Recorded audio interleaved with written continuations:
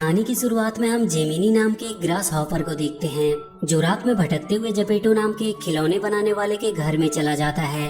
वहाँ वो देखता है कि चारों तरफ खिलौने भरे पड़े हैं और वहीं जपेटो एक लकड़ी का कठपुतली बना रहा होता है। वो इसे अपने मरे हुए बेटे की याद में बना रहा होता है और वो काफी उदास भी लग रहा था।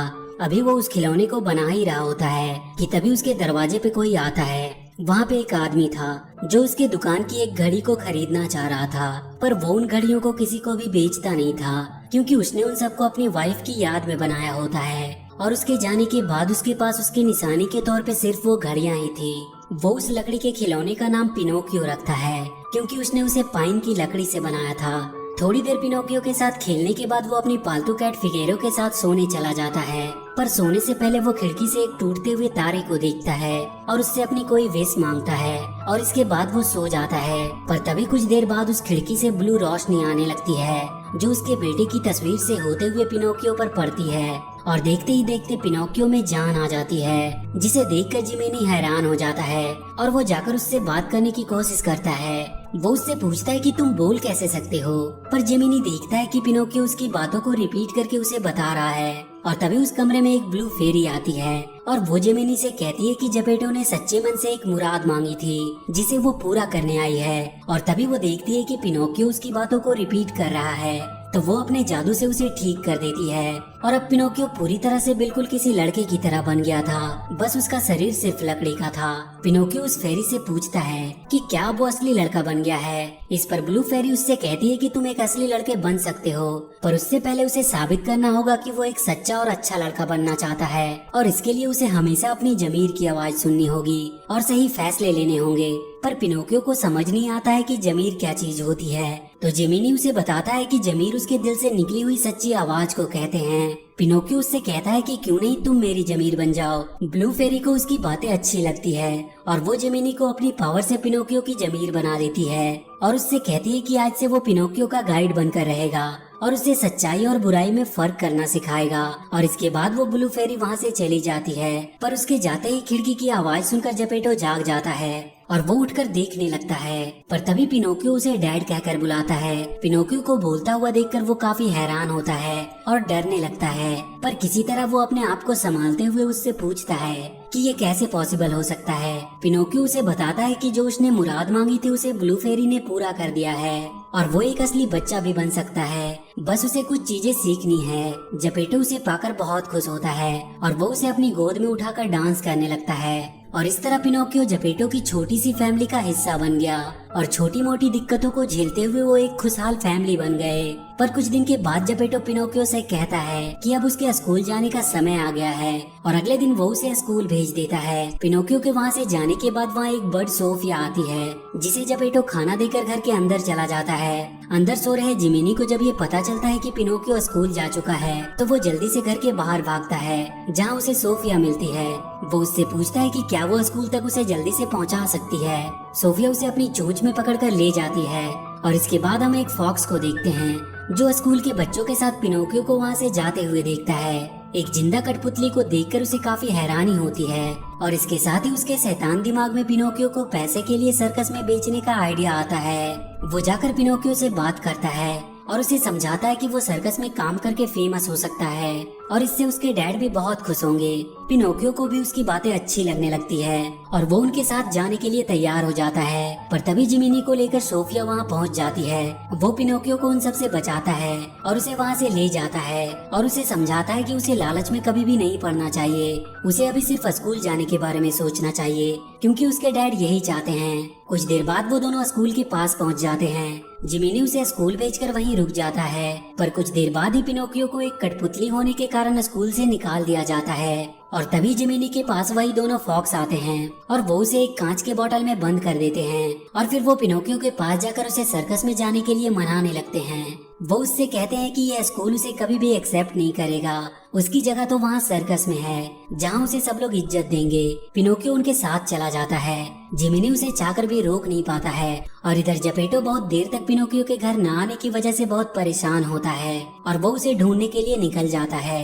इसके बाद हम स्टॉम्बोली नाम के एक सर्कस ऑनर को देखते हैं जो लोगों को आज पिनोकियो का शो दिखाने वाला था। वहीं हम फेबियाना नाम की एक लड़की को भी देखते हैं जो पिनोकियो को तैयार कर रही होती है। वो उसे बताती है कि स्टॉम्बोली एक लालची आदमी है और वो किसी की भी इज्जत नहीं करता है। और कुछ देर के बाद ही पिनोकियो का शो शुरू हो जाता है।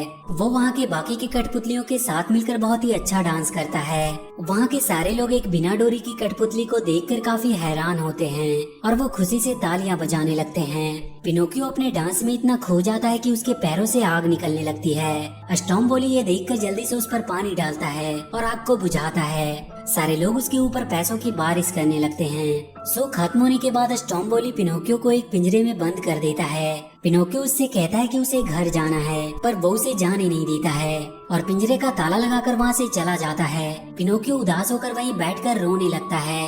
इधर जपेटो उसे ढूंढता हुआ उसके स्कूल के पास पहुंचता है, जहां अभी भी जेमिनी उसी बोतल में बंद होता है, पर उसकी आवाज कोई नहीं सुन पा रहा होता है। स्टॉम्बोली अपनी सवारी को लेकर वहां से जा रहा होता है। तभी फेबियाना छुपते हुए पिनोकियो के पास पहुंचती है और अपनी एक कठपुतली के जरिए उसे बताती है कि उसके पिंजरे की चाबी वहीं दीवार पर टंगी है और वो किसी भी तरह उसे वहाँ से जरूर निकाल देगी। पर तभी वहाँ पे स्टॉम्बोली आ जाता है, पर तब तक फेबियाना वहाँ से भाग जाती है। स्टॉम्बोली वहाँ की खिड़की को अच्छे से बंद कर देता है और वहाँ से चला जाता है। जेमिनी गिलास के अंदर बैठे बैठे उदास हो रहा था। तभी उसे वहाँ से स्टॉम्बोली की सवारी आती हुई दिखाई देती है, जिसमें उसे पिनोकियो भी दिखाई देता है। और तभी एक पत्थर के लगने की वजह से उसके ऊपर का वो ग्लास का बोतल हट जाता है और वो भागते हुए पिनोकियो के पास पहुंचता है और उसे वहां से निकालने के बारे में कुछ सोचने लगता है। पर तभी पिनोकियो उससे कुछ झूठी बातें करने लगता है, जिसकी वजह से उसकी नाक लंबी होने लगती है और धीरे धीरे वो उस चाबी तक पहुंच जाती है। जेमिनी उस चाबी को ले लेता है और फिर पिनोकियो उससे कहता है कि उसने झूठ इसीलिए बोला ताकि वो उस चाबी को हासिल कर सके। वो उससे झूठ नहीं बोलना चाहता था। तभी उसकी नाक वापस से छोटी हो जाती है और फिर वो दोनों वहाँ से निकलकर भागने लगते हैं। पर रास्ते में ही कोई टांगे वाला पिनोकियो को उठा लेता है। उस पे बहुत सारे बच्चे होते हैं। वो टांगे वाला उसे बताता है कि वो लोग प्लेजर आइलैंड की तरफ जा रहे हैं, जहाँ वो पूरी मस्ती कर सकते हैं। कोई किसी को रोकने वाला नहीं होता। उन्हें जो मन करे वो वहाँ कर सकते हैं। जेमिनी भी उस टांगे के पीछे लटका हुआ होता है और कुछ देर के बाद ही वो सब प्लेजर आइलैंड तक पहुंच जाते हैं, जहां सारे बच्चे मस्ती करने लगते हैं। वो वहां पे कुछ भी कर सकते थे। उन्हें वहां पे कुछ भी करने से कोई मना करने वाला नहीं था। पिनोकियो लैम्पिक नाम के एक लड़के के साथ वहाँ मस्ती करने लगता है। वो देखता है कि वहाँ बच्चे बहुत तोड़ फोड़ मचा रहे होते हैं, जो कहीं ना कहीं उसे ये सब पसंद नहीं आता है। इधर जपेटो पिनोकियो को ढूंढ ढूंढ कर परेशान हो रहा था। तभी उसके पास सोफिया आती है, जो उसे प्लेजर आइलैंड का एक पैम्पलेट दिखाती है। जपेटो समझ जाता है कि पिनोकियो प्लेजर आइलैंड पहुंच चुका है, जिसे सोचकर ही वो बहुत डरने लगता है। इधर हम जेमिनी को देखते हैं, जिसे वहाँ उस आइलैंड पे 2 खतरनाक डेमन दिखाई देते हैं, जो वहाँ के कुछ गधों को पकड़कर कैद कर रहे थे। जेमिनी हैरान था कि वहाँ पे इतने सारे गधे आए कैसे। इधर पिनोकियो लैम्पिक के साथ रूम में बैठकर खेल रहा होता है। तभी उसे ढूंढते हुए वहाँ जेमिनी आता है, पर लैम्पिक अपने स्टिक से उसे जोर से मारता है, जिससे जेमिनी एक छोटी सी पाइप से होते हुए कहीं नीचे गिरता है, जहाँ उसे बहुत सारे वही डेमन्स गधों को कैद करते हुए दिखाई देते हैं। वो डर के मारे छुपने लगता है। उसे समझ नहीं आ रहा था कि यहाँ हो क्या रहा है। वो देखता है कि वो टांगे वाला उन गधों को कहीं बेचने की बात कर रहा है। तभी एक गधे को पकड़ते वक्त उससे एक रॉकेट निकलकर जेमिनी के पास गिरता है। इधर पिनोकियो लैम्पिक से बात करते हुए देखता है कि उसके कान अचानक से बड़े हो गए हैं और उसकी पूंछ भी निकल आई है और अब तो उसका फेस भी एक गधे के जैसा हो गया था। वो बहुत ज्यादा डरने लगता है और धीरे धीरे वो पूरी तरह से एक गधे के रूप में बदल जाता है। और तभी अचानक से पिनोकियो के कान भी बड़े हो जाते हैं और उसकी भी पूंछ निकल आती है। और तभी उस रॉकेट पे बैठकर वहाँ जेमिनी आता है और वो पिनोकियो को जल्दी से वहाँ से भागने को कहता है। पर तब तक वहाँ पे वो टांगे वाला अपने डेमन के साथ आ जाता है और उन्हें पकड़ने के लिए उनके पीछे भागता है। पर पिनोकियो जेमिनी के साथ वहाँ से नीचे समुद्र में कूद जाता है और वहाँ से तैरते हुए वो बाहर जाने लगते हैं। पिनोकियो और जेमिनी किसी तरह अपने घर पहुँचते हैं, पर वो देखते हैं कि जपेटो घर पे नहीं है। और तभी सोफिया आकर उन्हें बताती है कि जपेटो उसे ढूंढने के लिए प्लेजर आइलैंड की तरफ गया है। और इसके बाद वो दोनों सोफिया के सहारे उस दिशा में जाने लगते हैं जिधर जपेटो गया था।